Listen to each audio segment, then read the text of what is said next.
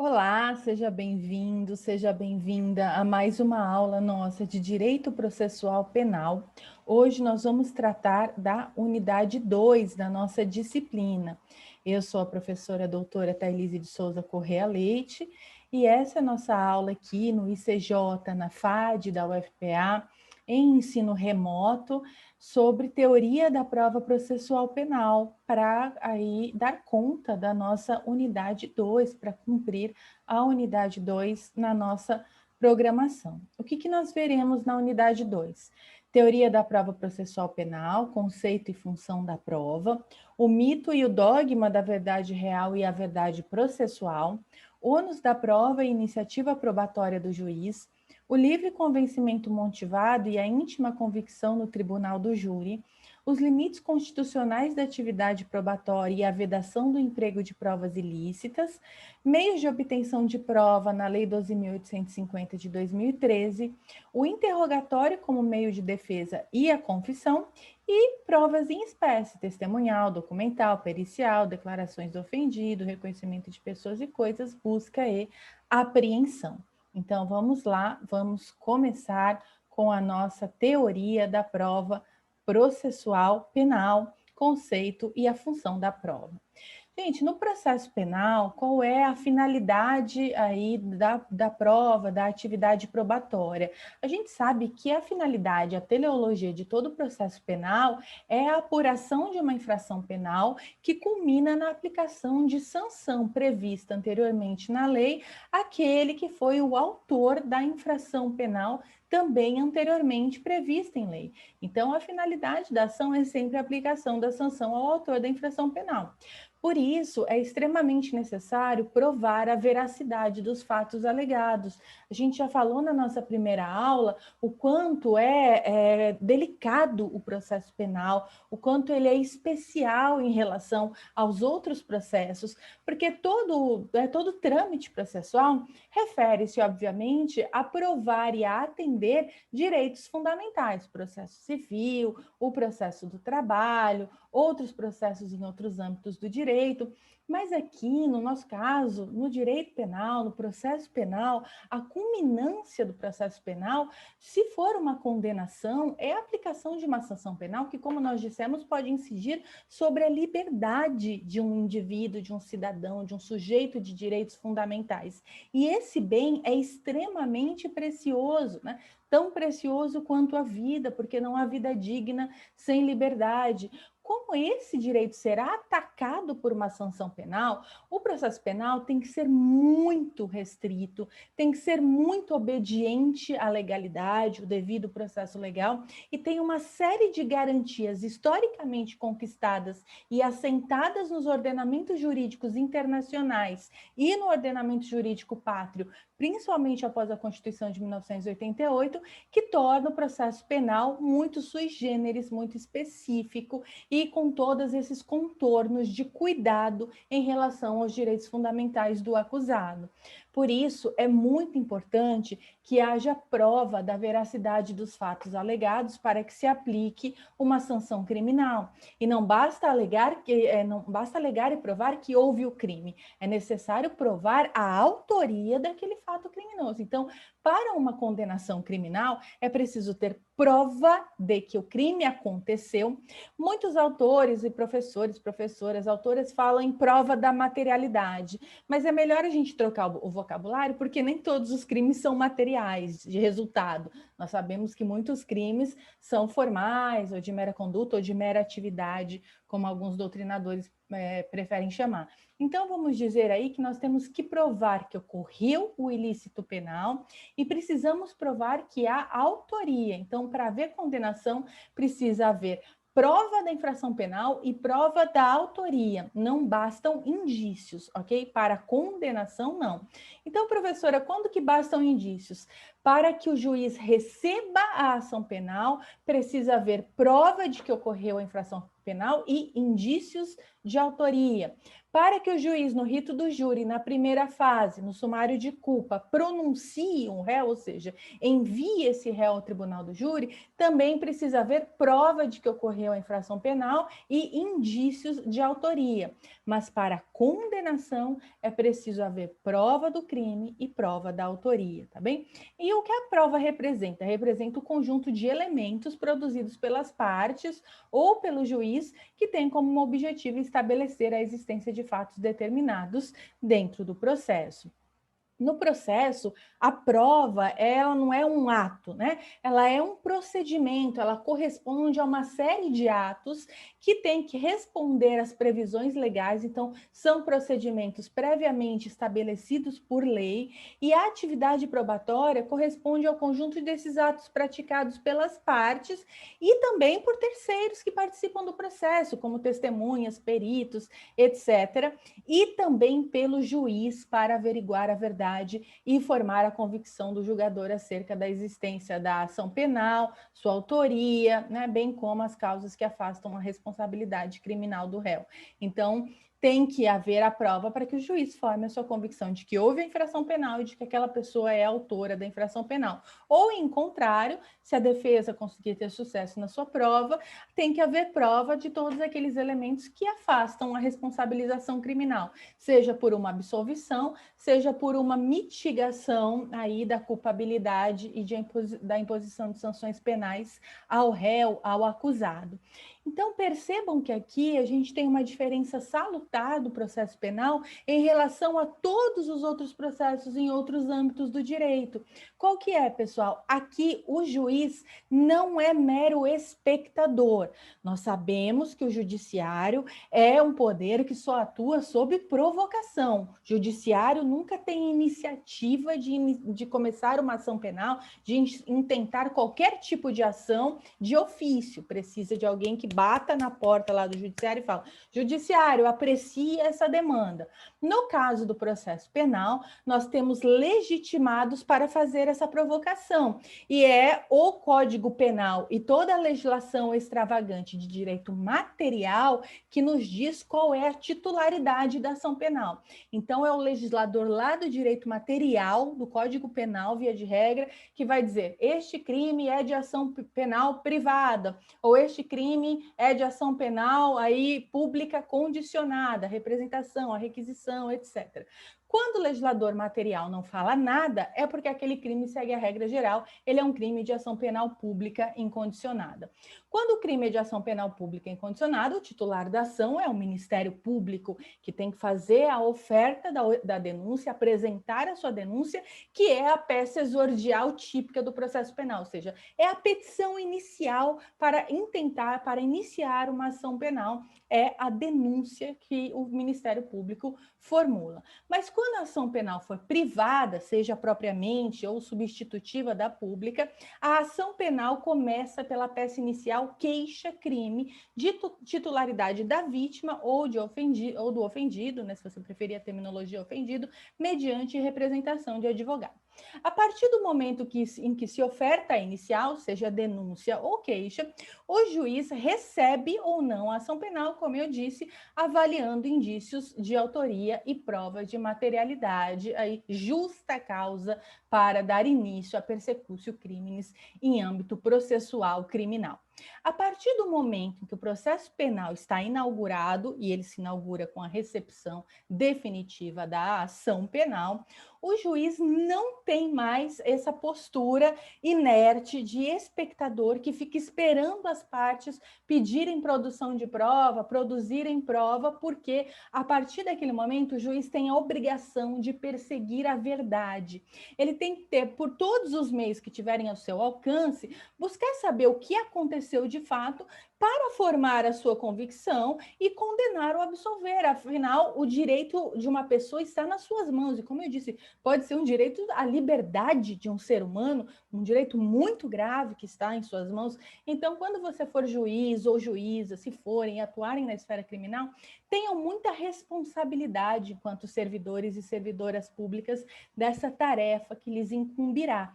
E aí, como você vai poder retirar um direito fundamental de liberdade de um indivíduo punido com a sanção penal, você, como juiz, tem que perseguir a todo custo, claro, a todo custo, dentro da mais estrita legalidade do devido processo legal, a verdade, buscar saber o que aconteceu. Então, o juiz tem uma postura ativa no processo penal. Ele, de ofício, pede produção de provas e diligências quando ele acha que aquilo será crucial para formar a sua convicção, para tirar dúvidas, para esclarecer fatos. Então, isso é ímpar no processo penal. Marque isso, anote isso, porque é muito importante. Ou seja, o juiz pode pedir a produção de provas para averiguar a verdade e formar a sua convicção, tá bem? Então, vamos lá. O que pode ser objeto de prova aqui no processo penal? Obviamente, gente, para que seja objeto de prova, os fatos precisam ser relevantes. Fatos pífios, irrelevantes, meras fofocas, meras curiosidades, fatos acessórios que não interferem na apuração do crime, não devem ser objeto de prova, tá bem? Então, constitui objeto de prova o fato descrito na denúncia ou na queixa. Toda ação tem que ter uma descrição minuciosa dos fatos. No processo penal não é diferente. Então, a denúncia ou a queixa, que, como eu disse, são as peças iniciais do processo penal, tem que conter uma descrição minuciosa dos fatos, com todos os seus elementos, local, data, horário, descrição de todas as circunstâncias em que ocorreu aquele fato, né? O modo como foi executado a conduta, quais são os elementos aí que podem dar a motivação daquela conduta, tudo isso deve ser descrito. E tudo isso, como é relevante para a apuração do fato e para a aferição de culpabilidade, merece ser provado, deve ser provado no curso do processo penal. E aí, assim que a acusação apresenta a sua descrição de fatos, ela precisa dizer como pretende provar esses fatos, porque é seu o ônus da prova, como nós veremos. A defesa, quando alega fatos que excluem a responsabilidade criminal, ou dizendo que o crime não aconteceu, ou dizendo que aquela pessoa não é autora daquela infração penal, embora o crime tenha acontecido, ou alegando outros fatos que podem mitigar a sanção lá na sentença criminal, também deve provar tudo aquilo que alega, além de circunstâncias aí secundárias que acabem aparecendo no curso do processo e exijam prova porque podem influir no resultado da ação, tá bom? Então, somente fatos relevantes devem ser objeto de prova. Fofocas, né, coisas alheias não precisam ser objeto de prova, então não precisa expor pessoas, por exemplo, por mera curiosidade, se aquilo não tem o condão de interferir no resultado da ação penal. Tá bem? E aí nós vamos, por exemplo, falar de exemplos ao longo dessa nossa aula, desses casos aí, como aconteceu recentemente com a influencer Mariana Ferrer, em que você tem uma atuação da defesa que tenta culpabilizar a vítima pela ocorrência da infração penal, no caso, uma violação aí da dignidade sexual, que acabou culminando na absolvição do acusado. Mas, nesse caso, né, provar aí que a vítima tem uma conduta duvidosa, aí, que ela é uma pessoa de má índole, né, que tem liberdade sexual, que se expõe nas redes sociais, aí nós vamos discutir que deve haver limitações éticas e constitucionais para estratégias de defesa, e é crucial que os advogados e as advogadas brasileiras deixem de usar como estratégia de defesa a misoginia e a culpabilização da vítima pela ocorrência das infrações que ferem a dignidade sexual. Então, provar qual é a conduta da vítima não é relevante para a apuração da infração criminal, em nenhum caso, muito menos nas infrações de cunho sexual, porque todas as pessoas podem ser vítimas de crimes que violam a dignidade sexual, independente do seu gênero, da sua idade, da sua capacidade e da sua conduta moral ou sexual na vida. Então, esse seria um fato que não é relevante para o processo e não deveria ser objeto de prova. E essa é uma cultura jurídica caudatária da misoginia que precisa ser revertida com a máxima urgência. Então, aí falar, aí tentar aí, diminuir a moral da vítima não é relevante na apuração dos fatos, a não ser que seja uma situação específica, quando você vai aplicar, por exemplo, um privilégio sobre um delito, por exemplo, de homicídio, em que você precisa demonstrar que houve injusta provocação da vítima, que suscitou a violenta emoção no acusado e, por isso, ele cometeu os fatos logo após a provocação da vítima. Aí sim, está descrito na legislação que uma provocação injusta da vítima pode ser uma causa de atenuação da pena, então isso é um fato extremamente relevante e merece ser objeto de prova, tá bem?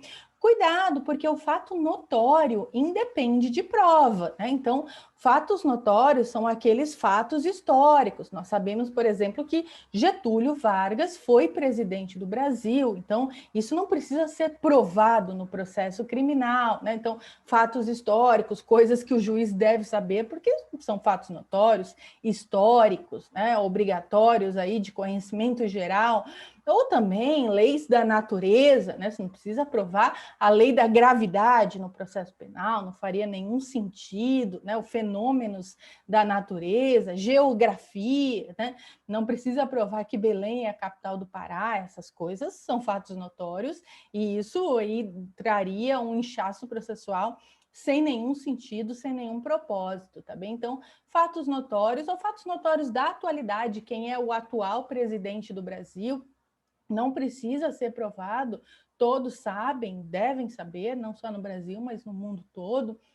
Então, isso não precisa ser provado. Também a legislação não precisa ser provada, o juiz deve conhecer o direito. Então, toda vez que você alega um dispositivo processual, um dispositivo de direito material, qualquer dispositivo legal, aí durante o curso de uma ação penal, você não precisa provar, colocar o link lá, por exemplo, do Planalto e falar, magistrado, acesse esse link para provar que esse artigo mesmo está escrito isso nesse artigo desta lei aqui, de acordo com o site do Planalto. Isso é desnecessário. Fazer referências é sempre interessante, seguindo a ABNT. Então, sempre que você citar doutrina ou jurisprudência nas suas peças, faça as referências de acordo com as regras da ABNT. Mas legislação não é necessário dentro da ação penal. Cuidado, né? Não dentro das nossas peças acadêmicas aqui na universidade. Mas dentro de uma ação penal não é necessário provar ou referenciar a legislação, porque o direito deve ser conhecido pelos magistrados e pelas magistradas, tá bem? Mas os fatos popularmente conhecidos, né? Aquilo assim, o povo sabe, né? Os fatos que são notórios para a população, aí não se confundem com o que a gente chamou de fatos notórios, que são fatos históricos, fatos geográficos, naturais, fatos das atualidades políticas, econômicas.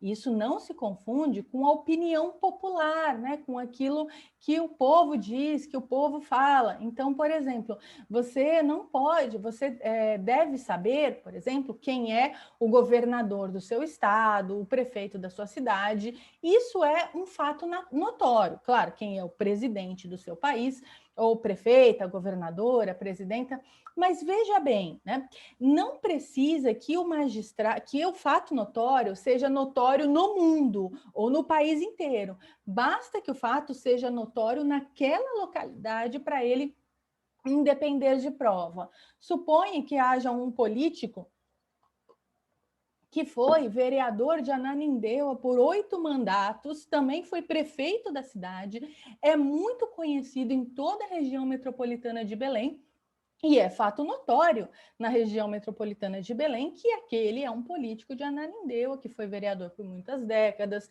que foi prefeito da cidade. Então, o juiz da região metropolitana de Belém deve saber este fato. Então, é fato notório e não precisa ser provado. Ah, professora, mas se eu for lá para Goiânia, um juiz lá de Goiânia, a população de Goiânia, nunca ouviu falar no nome desse político. Mesmo assim, é fato notório. Se eu for lá para Porto Alegre, ninguém nunca ouviu falar no nome desse político. Mesmo assim, o fato é notório? É notório. Não precisa ser notório no país inteiro. Basta que seja notório naquela localidade. Ah, professora, mas e se for ao contrário? E se for um juiz processante lá em Goiânia e eu estiver falando de um político aqui de Belém. Aí ele não é obrigado a saber isso, pode ser que ele tenha desconhecimento. Aí sim, se for a situação inversa, aí você deve pelo menos demonstrar esse fato. Mas o fato notório, gente, não se confunde com aí a opinião popular, porque a opinião popular, por exemplo, é aquela que vai dizer que um político é corrupto.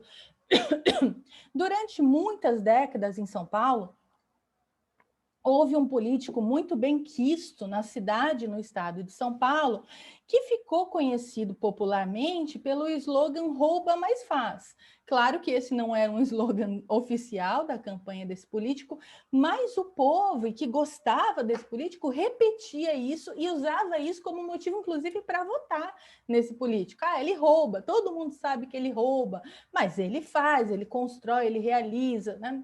Ele põe polícia na rua, rota na rua. E aí, isso era um fato popularmente conhecido. Esse fato independe de prova processual penal? Claro que não. Esse fato precisa ser provado. Então, dizer que aquele político é corrupto e cometeu infrações contra a administração pública não se confunde com um fato notório, pessoal. Isso precisa ser provado no âmbito do processo penal. Então, cuidado para não confundir os fatos popularmente conhecidos, que é a opinião popular, né? Tá na boca do povo, com o fato notório. Vou repetir: fato notório são fatos históricos, geográficos, atualidades, política, economia, tá bem? São essas questões. E os fatos admitidos pelas partes podem ser objeto de prova ou não? Precisam ser provados ou não? Os fatos admitidos tanto pela acusação pela defesa podem sim ser objeto de prova, quando o juiz não se dá por satisfeito, porque afinal quem tem que ser convencido é ele, não é a acusação, né? Então, se a defesa alega um fato e a acusação admite, ou vice-versa, ainda assim o juiz pode solicitar diligências para comprovar aquele fato. Então, anote aí, por causa dessa peculiaridade que nós descrevemos do processo penal, os fatos admitidos pelas partes podem ser objeto de prova por iniciativa do juiz processante, tá bem? Meios de prova, pessoal. O que pode ser meio de prova? Tudo. Tudo pode ser meio de prova, mas tudo mesmo. Quando nós falarmos de prova documental, vocês vão ver que a gente vai ampliar muito esse termo documental. Tudo, desde que não seja ilícito nem ilegítimo, ou seja, desde que não seja contrário ao direito material, processual, constitucional, tá bem? Desde que não seja contrário ao direito, todos os meios de prova admitidos pelo ordenamento jurídico são possíveis. Aqueles que estão elencados no nosso Código de Processo Penal e outros. Então, nós vamos ler o Código de Processo Penal juntos hoje, mas isso não esgota os meios de prova. Esses são os meios regulamentados diretamente pelo CPP, mas aquilo não é um rol taxativo, não esgota. Outros meios de prova, desde que não sejam ilícitos, podem ser adotados para a busca da verdade processual, seja para condenação, seja para absolvição. Então, tudo que for idôneo para a demonstração dos fatos alegados, aí é meio de prova. O que são os meios, então? São os instrumentos necessários para comprovar ou não uma alegação processual, tá bom? Sobre o direito à prova, então a gente insere o direito à prova aí no âmbito aí, né, daqueles três grandes princípios. O devido processo legal, porque o processo penal tem que seguir estritamente o rigor da lei para poder culminar numa sanção penal, dada a sua gravidade, então devido processo legal. O contraditório, não há produção de prova, nem aferição de verdade processual no processo penal, sem aí ser submetido cada ato ao mais estrito contraditório, sendo a última palavra sempre da defesa em processo penal, tá bem? Cuidado com isso aí, porque vocês às vezes ficam assistindo aquelas coisas que vêm dos Estados Unidos e lá a acusação fala por último, no tribunal do júri, por exemplo. Aqui no Brasil, a última palavra para tudo é sempre da defesa, porque o contraditório para nós está articulado com a ampla defesa. E ampla defesa, nós já falamos na nossa aula passada, é tanto a defesa técnica, ou seja, o direito irrevogável de ter uma assistência de advogado ou advogada constituído instituídos para acompanhar a defesa criminal e a defesa pessoal, o direito da própria pessoa se defender no curso do processo. Mas o direito à prova não se esgota com a defesa técnica e a autodefesa, nem só com essa possibilidade de apresentar todos os meios de prova que não sejam vedados pelo ordenamento jurídico, né? Por quê? Porque não tem apenas como objeto a defesa em sentido negativo, falar não fiz aquela coisa, mas também a defesa em sentido positivo. E o que quer dizer isso? Que a defesa ela tem que ser atuante, ativa, ela tem que acompanhar todo o desenvolvimento, cada ato do processo até o seu resultado. Nada se faz em processo penal sem o acompanhamento de perto das duas partes, acusação e defesa, por paridade de armas. É claro que tudo que é facultado à defesa é facultado à acusação, mas de jeito nenhum pode se produzir algo sem o acompanhamento da defesa. Então, a condição de validade da prova no processo penal é muito delicada, porque a prova só é válida quando é produzida e depois introduzida no processo, né, ou só introduzida no processo, porque já foi produzida, respeitando o contraditório, ou seja, na presença das partes e do juiz. Tudo precisa ser feito na presença de ambas as partes. Vou fazer uma cariação, vou fazer um reconhecimento de coisa, um reconhecimento de pessoa, vou pedir um laudo pericial. Tudo isso deve ser acompanhado ativamente pelas partes, principalmente pela defesa, tá bem? Não se insere nenhuma prova no processo sem o acompanhamento, sem a notificação da defesa, sem que a defesa tenha ciência para poder se manifestar sobre aquela prova. Então, não existe aqui no Brasil aquela coisa dos filmes que eu estou lá no meio do tribunal do júri, aí chega a acusação com uma prova aí cabal que vai condenar aquela pessoa. Isso seria absurdo no nosso sistema processual penal, porque aquela prova nunca poderia ser produzida nem introduzida nos autos sem que a defesa tivesse conhecimento. O contrário também é verdadeiro por causa do contraditório do princípio da paridade de armas, tá bem?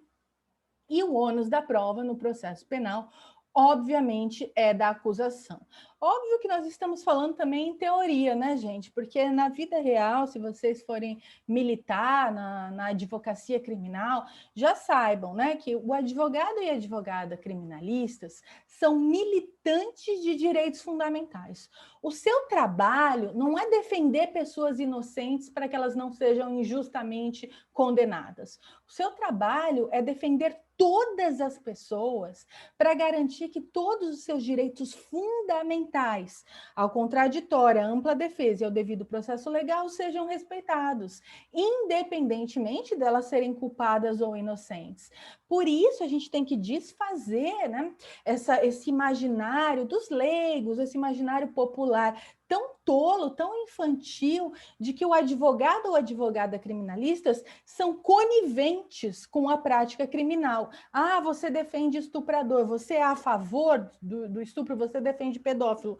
Isso é um absurdo, é óbvio que não. Ah, você defende assassino, então você é a favor do homicídio. Isso é um absurdo, minha gente. Vocês, como profissionais do direito, não repitam esses descalabros. Isso é vexatório, inclusive, e depõe contra a sua integridade profissional, né?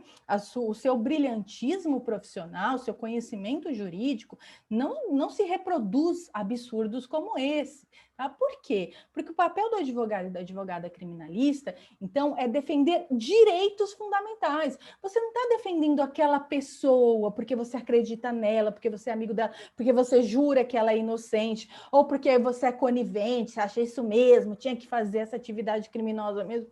Óbvio que não. Você defende direitos fundamentais, você defende o direito de que qualquer pessoa, seja ela culpada, inocente, boa, má, sua amiga, ou não, quem quer que seja, né? O cliente que te procura, ele te procura para que você defenda os seus direitos fundamentais. Então, para que todo o processo siga estritamente as regras previstas em lei, para que a pessoa tenha acesso a todos os meios de prova de ampla defesa para provar o que a alega e para que nenhum direito seu seja desrespeitado sem o devido processo legal e sem a possibilidade de que as partes tenham paridade de armas pelo contraditório. Apenas isso, né? E aí vai se formar uma verdade processual que vai ensejar a condenação ou a absolvição das pessoas de acordo com aquilo que foi provado no interior dos autos do processo, tá bom? Então, aqui, o ônus da prova em processo penal é sempre da acusação. Na prática, nós sabemos que não é assim. Infelizmente, uma pessoa, quando ingressa no sistema processual penal, ela ingressa com aquela etiqueta de bandida, de criminosa, de culpada, como já diria a teoria do etiquetamento. E aí a defesa tem que fazer um esforço hercúleo para salvar aquela pessoa, caso ela seja inocente, para livrar aquela pessoa da sanção penal. É muito duro, é muito custoso militar por direitos fundamentais na advocacia criminal, porque o sistema de justiça criminal é uma máquina de moer gente e, como ele é seletivo, ele tem preferência por moer determinadas gentes, né? Pobres, negras, periféricas, aí não cis e etc. Porém, né, na teoria, o ônus da prova é da acusação. Então, você, quando estiver militando no processo criminal, bata nessa tecla duramente, de forma militante, incessantemente, que tudo aquilo que a acusação alegar é ela que tem que provar, e não você, defensor ou defensora, tem que provar que aquilo não é verdade, tá bem? Então, a acusação deve sempre provar o ilícito, ou seja, que houve o ilícito penal e que aquela pessoa foi autora daquela infração penal. Tá? E a defesa? A defesa deve provar que essas alegações aí não são fundadas e trazer para a baila aí, para o processo, quaisquer elementos relevantes, como eu disse, que podem afastar a responsabilização criminal ou pelo menos mitigar aí, diminuir a pena do seu cliente, do seu assistido, se você também for defensor, defensora pública, tá bem? O acusado aí, né, se ele conseguir estabelecer uma dúvida razoável, ou seja, se a defesa conseguir estabelecer uma dúvida razoável no curso da atividade probatória, isso deve culminar em absolvição, tá bem? Em dúbio pro réu. Então, como eu disse, para receber ação penal e para pronunciar, o juiz pode ter indícios de autoria e prova da materialidade. Para condenar, ele tem que ter prova de que houve o crime, prova de autoria. Se ele tiver dúvida sobre a ocorrência da infração penal, nem poderia ter recebido a ação ou pronunciado. Mas se ele tiver dúvida sobre a autoria, não pode condenar, de maneira nenhuma pode condenar, tá bem? Se tiver qualquer dúvida sobre a autoria ou sobre a existência da infração penal, se for o caso, deve absolver. É obrigatório que a pessoa seja absolvida. Então, se a defesa conseguir estabelecer uma dúvida razoável, já é o bastante para a absolvição. Ou seja, a defesa não tem que fazer nenhuma prova cabal da inocência. Essa prova é cabal, é irrefutável, isso prova que meu cliente é inocente. Se você conseguir suscitar uma dúvida razoável, uma dúvida fundada, vai bater nisso em todas as instâncias recursais, caso ainda assim o seu assistido seja condenado na primeira instância, até conseguir a absolvição, tá bom? O juiz também, como eu disse, pode sempre determinar diligências de ofício aí para tentar buscar uma verdade processual, embora não possa obrigar as partes a demonstrar nada. Ele não pode obrigar as partes a demonstrar nada, mas se ele não estiver satisfeito, ele não pode obrigar as partes a pedirem uma produção de prova, isso não faz sentido nenhum. Se ele não estiver satisfeito, ele mesmo determina que seja realizada a diligência, tá bom? Cuidado com prova emprestada no processo criminal, porque aqui, como eu falei, o contraditório é muito restrito e a defesa tem que acompanhar a produção de todas as provas. Claro que a acusação também, por causa da paridade de armas, mas a defesa tem que acompanhar a produção de todas as provas. Então, a prova emprestada, quando ela vem de outro processo, já foi produzida em outro processo, seja ele criminal ou não, ou também quando ela foi produzida em procedimento administrativo, como é o caso dos dos inquéritos policiais, ela pode vir emprestada para o processo penal, para o processo criminal?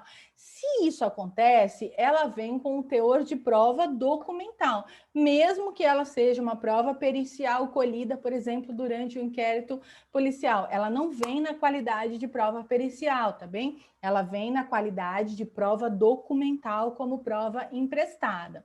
Ela pode vir, né, via de regra, pessoal? Não, porque toda produção e introdução de provas deve ser submetida ao contraditório, tá? Então, dificilmente uma prova assim será idônea, será aproveitável no processo penal. Agora, se for uma prova que de jeito nenhum, nem no processo penal, ela teria o acompanhamento da defesa para a sua produção, porque a sua própria natureza afasta a produção dessa prova, como, por exemplo, a lavratura de um laudo pericial acerca aí da qualidade de uma substância para se aferir se ela está na lista de drogas da Anvisa. E isso seria uma hipótese em que a prova aí, pericial produzida no inquérito policial logo após o flagrante possa vir para o processo penal como prova emprestada na qualidade de prova documental, já que a substância se perdeu, se deteriorou, né? E que, como é obrigatório pela lei de drogas que seja feito o lado pericial para sustentar o flagrante, pode-se utilizar essa prova como prova emprestada e ela terá qualidade de prova documental. E aí, nesse caso, aí o nosso judiciário tem admitido, por exemplo, que se use prova emprestada, mas são situações muito específicas, tá bem? E também eu posso produzir antecipadamente uma prova, segundo o artigo 156, inciso 1 do CPP, e isso é uma exceção, tá, pessoal? Não pode ser regra, porque a prova tem que ser produzida no seu momento processual adequado, de acordo com os ritos processuais, ou seja, os procedimentos sumaríssimos, sumário ordinário ou especiais, como nós vamos estudar, mas eu posso antecipar a produção de prova. E isso vai acontecer quando, se eu não fizer aquela prova naquele momento, ela tende a se perder definitivamente ou se deteriorar. E, via de regra, se faz muito isso para coisas que se deterioram, né, que são muito perecíveis. Se faz isso também para testemunhas que estão doentes, né, que estão acometidas de doença grave, que estão muito idosas, que possam vir a falecer antes de chegar o momento processual para a produção de provas. Nós vimos que isso é possível também quando há citação por edital para garantir aí que essas provas sejam produzidas se demorar muito tempo de suspensão do processo pela citação por edital. Mas mesmo no caso de citações comuns, como a pessoal, a real, também se pode sim pedir a produção antecipada de prova, tanto as partes quanto o juiz podem tomar essa medida de cautela, tá bom? Convicção do julgador e mito da verdade real. Pessoal, nosso sistema processual penal adota o sistema da livre convicção motivada ou do livre convencimento motivado. O que quer dizer isso? Primeiro, livre convicção não é íntima convicção. Ah, professora, não é a mesma coisa? Não, não é a mesma coisa. Íntima convicção são as minhas opiniões pessoais.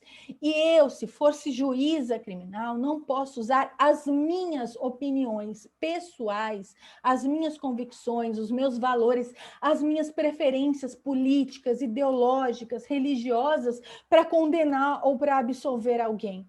Então, eu não posso simplesmente porque eu odeio um determinado político, porque discordo da sua ideologia, da sua plataforma, daquilo que ele prega, como juíza, perseguir aquele indivíduo, ainda combinando estratégias para condenar com a acusação. Isso não existe, tá bem? Nós não temos um sistema inquisitivo aqui no Brasil em que o juiz assume a postura de acusação também. O juiz deve ser imparcial. Isso não quer dizer neutro. Vamos já afastar o mito da neutralidade do juiz.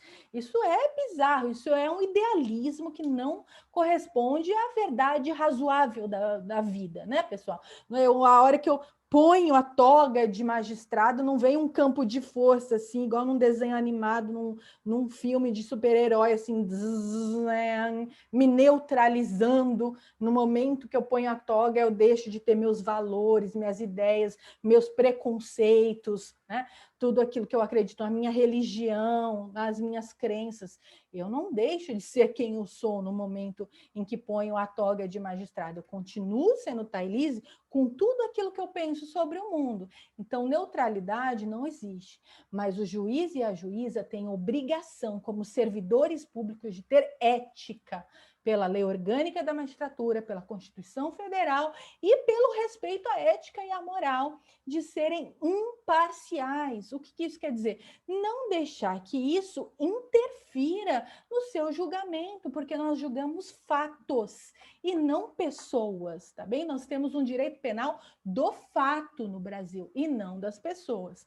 Eu, como professora, por exemplo, eu posso não gostar de um aluno ou uma aluna. Eu posso não gostar de um de vocês ou de uma de vocês, assim como vocês podem não gostar de mim por qualquer motivo. Por exemplo, porque a gente tem opiniões políticas diferentes, porque a gente torce para time de futebol diferente, não sei, né? Eu posso, isso pode, não significa, nunca sou neutra, eu sempre sou uma pessoa. Mas quando você me entrega a sua prova da minha matéria, por exemplo, naquele momento, eu vou julgar a sua prova, o que você respondeu de acordo com parâmetros de respostas certas. Eu não vou julgar você, a sua pessoa. Entendem isso? Seria um absurdo, seria uma falta de ética completa da minha parte, enquanto servidora pública que sou, ou ainda que fosse professora na iniciativa privada, como eu fui por muitos anos, seria um absurdo da falta de ética profissional. A mesma coisa tentem pensar para o magistrado e para a magistrada. Ninguém fica neutro, mas deve ser imparcial, tá bem? Deve julgar os fatos, ou seja, as provas apresentadas e não as pessoas. Então, isso que aconteceu no Brasil na Lava Jato com o juiz Sérgio Moro é seríssimo, é gravíssimo, porque o juiz julgou a pessoa, ele odiava aquela pessoa e perseguiu contumazmente aquela pessoa. Ai, professora, você é petista. Não, não sou. Mas ainda que fosse, e isso nada tem a ver com a nossa intelecção como professores e professoras de direito penal e processo penal, daquilo que são direitos e garantias fundamentais. Isso é inequívoco, né?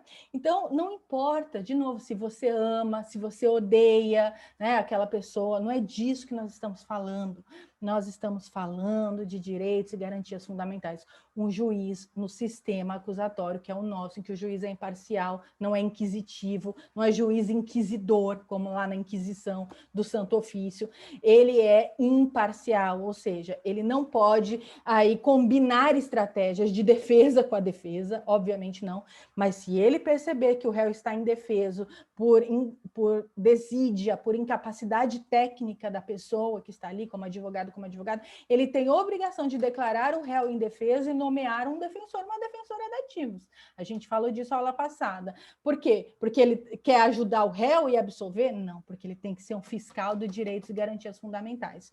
Do mesmo jeito, ele não pode combinar estratégias de condenar o réu com acusação. Isso é um absurdo, de acordo com o nosso sistema, tá bem? E o juiz, então, ele deve ser imparcial, não deve pender para nenhuma das partes, muito menos combinar com uma das partes estratégicas para que ela vença, dando dicas no processo, obviamente não. E o juiz deve formar uma livre convicção que não é íntima convicção. Então, ele não pode condenar uma pessoa dizendo não há provas, mas há convicção. Tenho convicção, só não tenho provas.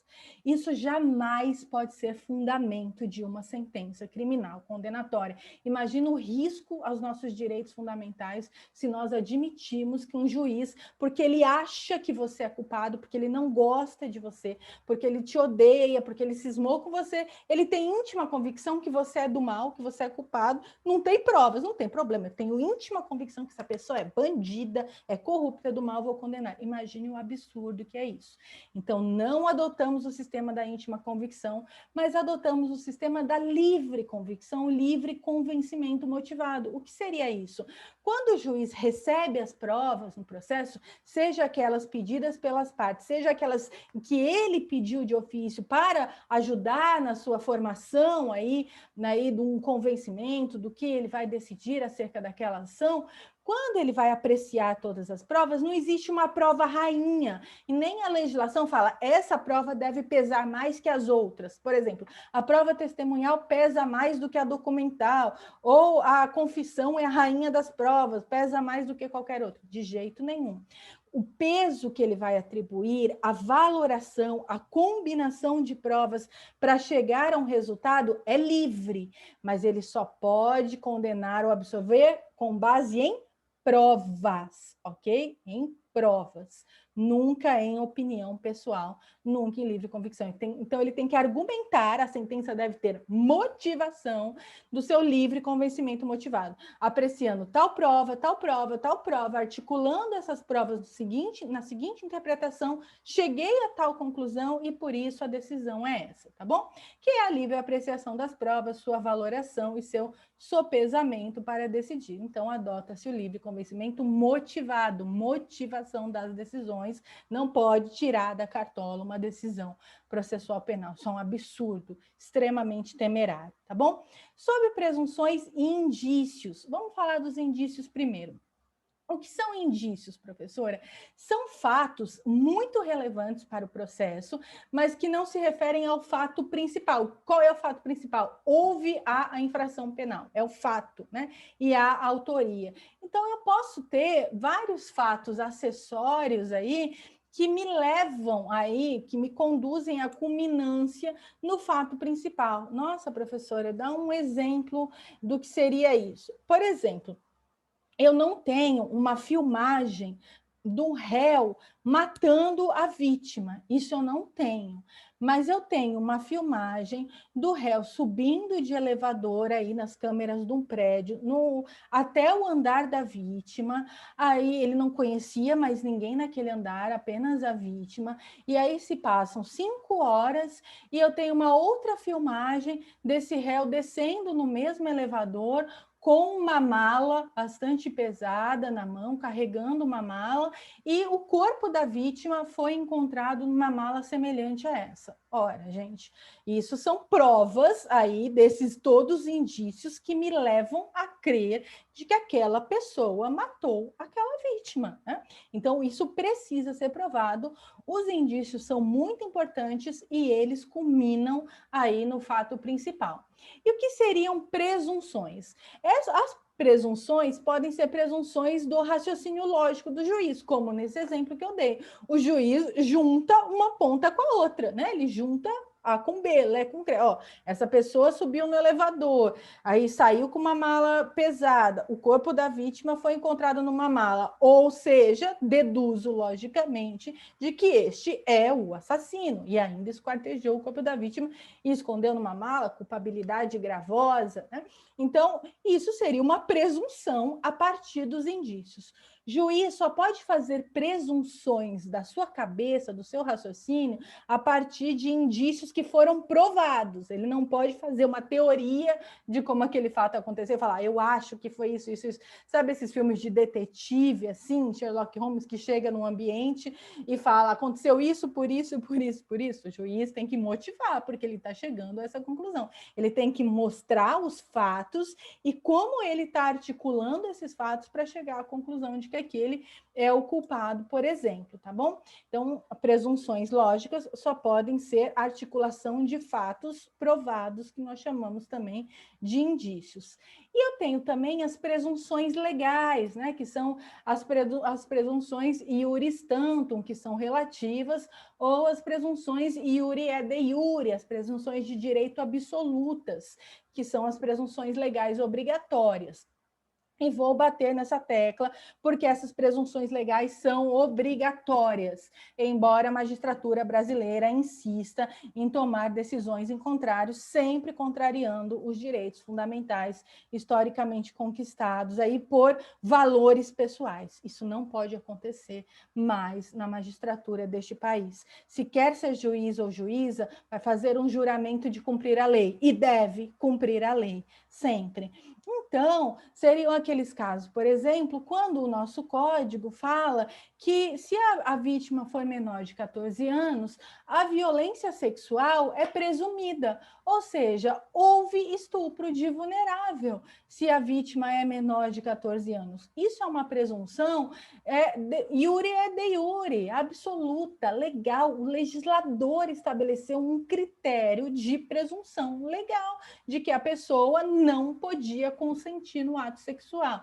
Então, professora, mas essa presunção é bizarra, porque se a pessoa, sei lá, ela tem 13 anos e 11 meses, aí ela é inocente sexualmente. Aí ela tem 14 anos e um dia ela já não é mais inocente sexualmente. Infelizmente, é precária essa presunção legal etária do legislador, mas algum critério tinha que ser adotado e optou-se por esse para tentar proteger a infância. E aí, nesse sentido, não há que se falar naqueles casos absurdos que nós temos em jurisprudência, inclusive de, mas essa menina já era iniciada sexualmente, mas essa pessoa... Porque muitas vezes são crianças que foram vítimas da exploração sexual, né? Foram crianças que foram exploradas sexualmente na exploração sexual de crianças, e aí, quando elas são violentadas, elas são culpadas por terem sido exploradas sexualmente. Como elas já sabem o que é o sexo, elas não podem ser vítimas de estupro de vulnerável. Isso é muito perverso. Como há uma presunção legal, nós temos que adotar a presunção legal. Nessa hipótese, por exemplo, o legislador está falando para a gente que presume-se que o consentimento foi viciado e, portanto, não há que se falar em relação sexual consentida. Essa é uma hipótese de presunção legal, e a presunção legal não precisa ser provada, né, porque está em lei, e como eu já falei anteriormente, o direito não precisa ser provado. Vamos ler o Código de Processo Penal, acho muito importante nós lermos, tá bom? Porque se eu falar, leia aí na sua casa, não sei se você vai ler, então, para garantir, você vai ler comigo aqui nesta aula. Se quiser abrir o seu para ir grifando, fique à vontade, pause o vídeo, e nós vamos ler juntos aqui esses dispositivos. Lá no Código de Processo Penal da prova, capítulo 1, disposições gerais. Artigo 155, o juiz formará sua convicção pela livre apreciação da prova produzida em contraditório judicial, não podendo fundamentar sua decisão exclusivamente nos elementos informativos colhidos na investigação, no inquérito policial, ressalvadas as provas cautelares, não repetíveis e antecipadas. Parágrafo único. Somente quanto ao estado das pessoas serão observadas as restrições estabelecidas na lei civil. A prova da alegação incumbirá quem a fizer, sendo, porém, facultado ao juiz de ofício ordenar, mesmo antes de iniciada a ação penal, a produção antecipada de provas consideradas urgentes e relevantes, observando a necessidade, adequação e proporcionalidade da medida. O juiz pode ordenar a produção antecipada de provas mesmo em sede de inquérito policial, mesmo antes da ação penal. Determinar no curso da instrução ou antes de proferir a sentença a realização de diligências para dirimir dúvidas sobre ponto relevante. Tá bom? Jurisprudência. Cuidado que a garantia constitucional do contraditório, ao lado, quando for o caso, do princípio do juiz natural, é o obstáculo mais frequente oponível à admissão e à valoração da prova emprestada contra quem se pretenda fazê-la valer. Então, o ministro Sepúlveda pertence aí, repetindo o que nós falamos, de que a prova emprestada aí é complicada, né? Porque ela tem um obstáculo aí que é a garantia constitucional do contraditório. Por isso mesmo, no entanto, a circunstância de provir a prova de procedimento estranho à parte contra a qual se pretende utilizá-lo só tem relevo se se cuida de prova que não for o seu traslado para outro processo, nele devesse se produzir no curso da instrução contraditória com a presença e intervenção das partes. Ou seja, se eu deveria produzir essa prova no processo penal com a presença das partes e o contraditório, eu não posso trazer essa prova de outro processo. Eu tenho que repetir a prova de acordo com o contraditório, homenageando a garantia constitucional do contraditório. Porém, se não for o caso, tudo bem. Ele fala, não é a hipótese. Se autos de apreensão de partidas de entorpecentes e de laudos periciais que, como tal, identificaram tomas de empréstimo de diversos inquéritos policiais para documentar a existência e o volume de cocaína antes apreendida e imputada aos pacientes, que são provas que, além de não submetidas por lei à produção contraditória, nas circunstâncias, no caso, jamais poderiam ter sido produzidas com a participação dos acusados, pois atinentes a fatos anteriores ao delito, né? Então, foi só para provar que houve aquela quantidade e que tudo aquilo era cocaína, como isso não poderia ter sido feito na instrução processual presente, nesse caso, subjúdice aqui relatado pelo ministro Pertence, nesse caso ele admitiu a prova emprestada, mas é muito raro isso acontecer, tá bom? Provas ilegais, vamos falar delas. O ordenamento jurídico, gente, impõe limites à produção de provas quando elas forem decorrentes da violação da lei, tá? Como aquelas obtidas mediante tortura ou violação de sigilo, por exemplo. Então, eu falei, todos os meios de prova são admitidos, desde que eles não sejam ilegais, né, ou ilegítimos, contra o direito processual, material, muito menos o direito constitucional. Então, eu não posso ferir um direito fundamental aí, que é o direito à integridade e à vida, torturando uma pessoa para obter uma prova e instruir um processo penal. Isso não se justifica no nosso sistema processual. A tortura é proibida no Brasil, é um crime gravíssimo, previsto constitucionalmente, é crime hediondo e não pode ser meio de prova, tá bom? Então, eu não posso torturar alguém para obter informações, confissões, obter provas. Não posso também obter provas com violação dos direitos da personalidade, que são os direitos à privacidade, né? A inviolabilidade do domicílio, das correspondências, das comunicações, o sigilo bancário. Então, eu não posso produzir provas violando o sigilo das pessoas. Ah, professora, mas isso sempre tem. Claro, desde que haja fundado motivo e autorização judicial. O que eu estou falando é que eu não posso sair como polícia violando esses direitos sem autorização judicial e depois a acusação querer que essas provas sejam aproveitadas no curso do processo. Ah, professora, mas não é importante provar que a pessoa é um criminoso? É, mas não justifica eu romper outros direitos e garantias fundamentais em nome da instrução processual. Então, que se peça uma autorização judicial e aí sim, o juiz avaliando o princípio da proporcionalidade como magistrado que deve tutelar os direitos fundamentais, ele vai ver. Nesse caso, o direito da sociedade que está sendo violado por essas condutas criminosas, ele é mais pesado do que a simples direito de privacidade desse acusado, de não ter os seus dados, por exemplo, bancários e telefônicos revelados. Então, eu vou quebrar o sigilo, porque eu estou fazendo ponderação, e pela proporcionalidade, o direito violado pesa mais do que o direito de privacidade, mas é só um juiz que pode fazer isso, por isso tem que pedir autorização judicial, senão a prova será ilícita. Agora, tortura, jamais, tá bom? Nenhuma infração criminal justifica a tortura de acusados para obtenção de provas. Quando essas provas forem produzidas com ofensa às normas processuais, elas são chamadas de ilegítimas. É uma diferença terminológica que a doutrina faz, tá? Violou normas processuais do Código de Processo, a prova é ilegítima e ela será submetida ao sistema de nulidades previsto também no CPP, que nós vamos estudar na nossa próxima aula. Mas quando elas forem produzidas com violação ao direito material, aí sim elas são chamadas de ilícitas. Por isso eu distribuí assim, provas ilegais, faz duas chavinhas. Violação à norma processual, ilegítima. Violação à norma material, ilícita. E aí, as ilícitas também são aquelas que violam direitos fundamentais previstos na Constituição. As provas ilegítimas, então, vão gerar nulidade processual, já as provas ilícitas são inadmissíveis por força do artigo 5º, 56 do Código da Constituição Federal, tá? São inadmissíveis provas ilícitas no processo penal, a Constituição é muito clara ao dizer isso.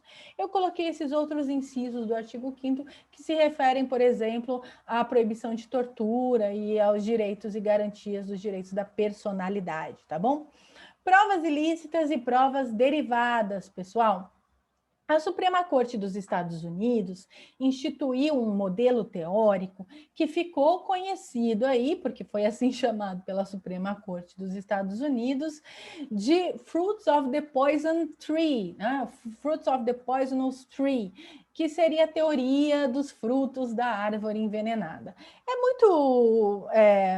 muito esquisito, né, ficar insistindo nessa terminologia em inglês e tratar essa teoria por esse nome esquisito, mas como essa é a sua origem, a gente faz em homenagem de onde veio isso. Veio da Suprema Corte dos Estados Unidos, que criou essa teoria, essa jurisprudência, a gente sabe que lá o sistema é da common law, para dizer que quando eu tenho uma árvore que está envenenada, não é só o tronco, os galhos e as folhas que estão envenenados. Se essa árvore der frutos, esses frutos também estarão envenenados e eu não posso comer, não posso aproveitar. Então, se eu tenho uma prova mãe que é ilícita, que seria o tronco, a árvore, mesmo que ela gere frutos, e ainda que esses frutos sejam produzidos licitamente, eu não posso aproveitar esses frutos, eles estarão contaminados, eles estarão envenenados. Então, suponha que a polícia instaure uma escuta ambiental na casa ou no escritório de alguém para obter informações que vão fundamentar um inquérito policial sem autorização judicial. Essas gravações são prova ilícita, são ilegais, tá bom? São provas ilícitas porque foram produzidas com violação de direitos fundamentais, direito material, sem autorização judicial. Se ouvindo aquelas gravações, a polícia começa a perceber que eles falam de documentos, de dinheiro escondido, de droga enterrada, de armas num galpão. E aí, para chegar a essas armas, documentos, drogas, dinheiro, eles pedem mandado judicial, pedem autorização judicial, mesmo essas drogas, dinheiro, armas, documentos que eles coletaram com autorização judicial, com mandado, serão envenenados, não poderão ser aproveitados, também serão provas ilícitas, porque nasceram daquela árvore, vieram daquele primeiro tronco, daquela prova ilícita, que é a raiz, a árvore de tudo. Então, muito cuidado se você estiver na atividade policial também, ou na atividade investigativa do Ministério Público, é claro, muito cuidado. Nunca produza uma prova ilícita, porque ela vai contaminar até as que foram produzidas licitamente, se nasceram dessa primeira, tá bom? Então, adota-se esse modelo estadunidense, a teoria dos frutos da árvore envenenada, pelo qual se descarta tanto a prova ilícita original quanto as provas derivadas, ainda que essas sejam produzidas licitamente. Tal teoria se encontra positivada no parágrafo 1º do artigo 157 do nosso CPP. Olha só, são inadmissíveis, devendo ser desentranhadas do processo. O que eu faço com prova ilícita, professora? Desentranho do processo e não posso aproveitar. O juiz não pode levar aquilo em consideração para sopesar a sua livre convicção. Então, a hora que ele for motivar a sua decisão, jamais pode motivar com base nessas provas, tá? As provas ilícitas, assim entendidas as obtidas em violação a normas constitucionais ou legais. Parágrafo 1º. São também inadmissíveis as provas derivadas das ilícitas, salvo quando não evidenciado o nexo de causalidade entre umas e outras. Então, se não tiver nexo de causalidade, tudo bem, mas se tiver, joga tudo fora. Ou quando as derivadas puderem ser obtidas por uma fonte independente da primeira. O que é isso, professor? Quando eu conseguir aí obter aí uma justa causa para uma apreensão, por exemplo, de armas, porque uma testemunha aí, ouvida licitamente, falou que viu descarregarem armas naquele determinado galpão. Aí, quando eu começar a ter uma outra raiz lícita para chegar àquela apreensão, aí tudo bem, né? Mas se é o único fundamento de eu chegar... Por que eu cheguei naquele endereço, naquele galpão? Eu sou adivinho agora, como policial? Não, né? Porque eu coloquei uma escuta ilegal. Se essa for a motivação, não pode jogar tudo fora. Agora, se eu conseguir um outro caminho paralelo, independente, lícito, chegar no mesmo resultado, aí tudo bem, aí podem ser aproveitadas. Parágrafo 2º. Considera-se fonte independente aquela que, por si só, seguindo os trâmites típicos e de praxe próprios da investigação e instrução criminal, seria capaz de conduzir ao fato objeto da prova, como no exemplo que eu dei, uma testemunha, por exemplo. Preclusa a decisão do desentranhamento da prova declarada inadmissível, esta será inutilizada por decisão judicial, facultado às partes acompanhar o incidente, né, o incidente da ilicitude de prova. O juiz que conhecer do conteúdo da prova declarada inadmissível não poderá proferir a sentença ou acórdão. Por quê? Porque, ora, né, tirou do processo, mas não saiu da cabeça do juiz, ele tomou conhecimento daquela prova e isso pode, claro, influir na sua decisão final. Então, não adianta tirar do processo, tem que tirar do juiz também. Como não dá para tirar o juiz, tira o juiz e substitui por outro, tá? Por que eu trouxe essa súmula 21 do STJ, que parece não ter nada a ver com o nosso caso aqui? Pronunciado o réu, fica superada a alegação do constrangimento ilegal aqui. Por que eu trouxe isso para a gente, né? Pronunciado o réu, fica superada a alegação do constrangimento ilegal da prisão por excesso de prazo na instrução. É porque, pessoal, o momento de arguir ilicitude de prova preclui, né? Então, aqui, no caso do tribunal do júri, aqui é a sentença de pronúncia, né? Fica superado aí tudo, a alegação de constrangimento ilegal o excesso de prazo na prisão, na instrução, e também tudo aquilo que você deveria ter alegado durante a instrução da primeira fase do júri. Não dá para querer alegar ilicitude de prova depois que a pessoa já está no tribunal do júri, pronunciada, tá bom? Então, se precluiu, sinto muito, azar, a prova vai continuar lá. Então, vamos ver algumas decisões dos tribunais, tá? A gente sabe que é assentado nos nossos tribunais superiores, tanto no STJ quanto no STF, de que se uma das partes interlocutoras grava aquela conversa, isso pode ser aproveitado no processo, principalmente se eu estou falando da vítima. Professora, e se for o réu, né, que gravou a conversa e depois ele vai aproveitar para se defender? Pode, claro que pode. Inclusive, há uma discussão bem interessante acerca se a prova ilícita ela sempre deve ser desentranhada ou há casos em que ela pode ser aproveitada. Algumas jurisprudências têm aceitado a continuidade da prova ilícita no processo usando o princípio da proporcionalidade que eu falei para vocês, dizendo que, em alguns casos, o direito que foi ferido ele é infimamente menor do que aquele ameaçado pela conduta criminosa. Então, adotando-se o princípio da proporcionalidade, aí, né, a mera violação de sigilo aí, telefônico, interceptação telefônica ilícita, não deve ser afastada, desentranhada do processo. Nós temos decisão nesse sentido, tá?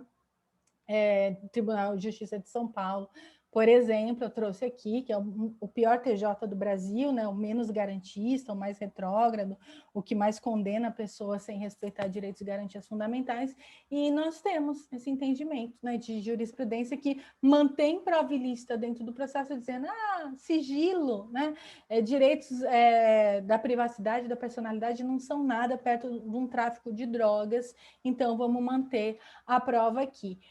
E, de outro lado, nós temos, por exemplo, um doutrinador que é o professor Nestor Távora, cujas aulas eu postei para vocês, porque gosto muito dele, sou fã mesmo, acho o melhor professor de processo penal do Brasil.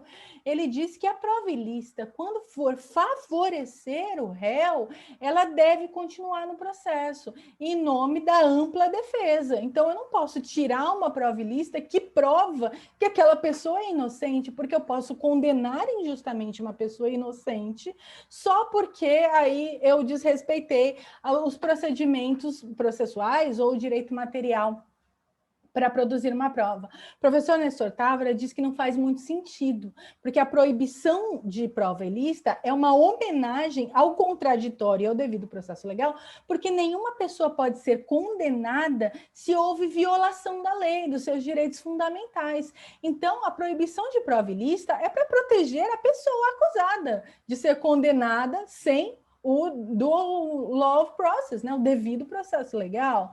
Agora, se essa prova ilícita, mesmo que ela violou direito material e direito processual, ela foi produzida e ela pode, com violação à lei, mas ela pode favorecer o réu, causar uma absolvição de alguém, então não teria sentido eu desentranhar essa prova, porque a proibição da prova ilícita é proteção para o réu, mas se for favorecer ele, a prova continuaria lá.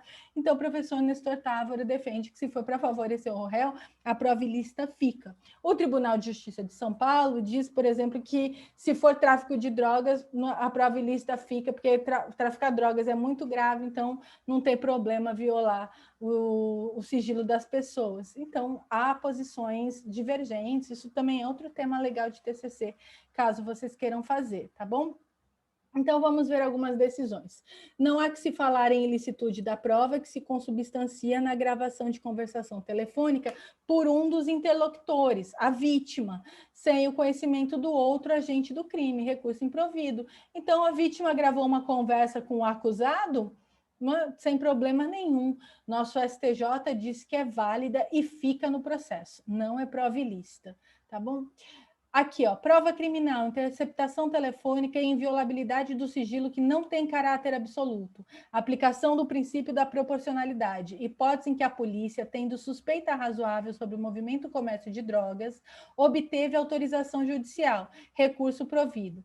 Havendo conflitância entre o direito à intimidade e o direito à prova, o devido processo legal, deve prevalecer o que atenda ao interesse maior, vale dizer, o interesse da sociedade. Outra aqui, processo penal, trancamento da ação penal, justa causa, prova lista, ofensa contra a honra de juízes e promotores, gravação feita por um dos interlocutores. A gravação feita por um dos seus interlocutores exclui a ilicitude do meio de obtenção de prova. O Supremo Tribunal Federal, nesta esteira, tem entendido que não há qualquer violação constitucional do direito de privacidade quando a vítima grava diálogo com qualquer tipo de criminoso, ministro Nelson Jobim. Este também é um entendimento jurisprudencial adotado por esta egrégia corte, ministro Edson Vidigal. Então, como eu disse, tanto o STF quanto o STJ adotam esse entendimento, tá bem? Então, por enquanto aqui, nós vamos encerrar a primeira parte da nossa aula aqui, para não ficar muito cansativo, tá bom? E aí voltamos numa segunda parte, como eu sempre digo, eu faço 2 partes de aula, você pode assistir no mesmo dia, outro dia, fique à vontade para nós falarmos das provas em espécie. Então, até daqui a pouco. Até mais.